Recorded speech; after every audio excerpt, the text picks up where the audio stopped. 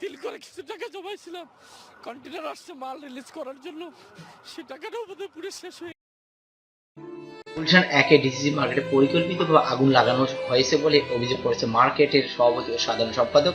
তারা বলেছেন, বহুতল ভবন নির্মাণের জন্য ডিসিসি ও মেট্রো গ্রুপ ইচ্ছা করে মার্কেটে আগুন দিয়েছে। সোমবার রাত 2:30টার দিকে ডিসিসি মার্কেটে আগুন লাগে। দমকল বাহিনীর 22টি ইউনিট আগুন নেভানোর কাজ করে। ডিসিসি মার্কেটের সভাপতি শের মোহাম্মদ অভিযোগ করে বলেন, পরিকল্পিতভাবে গান পাউডার দিয়ে আগুন ধরানো হয়েছে।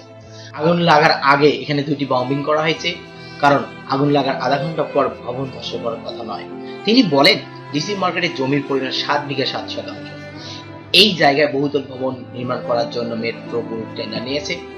তারা বেশ কয়েকবার মার্কেট ভাঙার উদ্যোগ নিয়েছে, কিন্তু দোকান মালিকের কারণে পারেনি। এজন্য মেট্রো গ্রুপ পরিকল্পিতভাবে ডিসিসি কিছু অসাধু কর্মকর্তাদের সূত্রে আগুন দিয়েছে বলে দাবি করেন তিনি। গুলশান 1-এ ডিসিসি মার্কেটের সাধারণ সম্পাদক আবুল কাশেম ঢাকা টাইমসকে বলেন, পরিকল্পিতভাবে মার্কেটে আগুন লাগানো হয়েছে। আগুন লাগার সময় বোমিং এর শব্দ পাওয়া গেছে বলে তিনি দাবি করেন।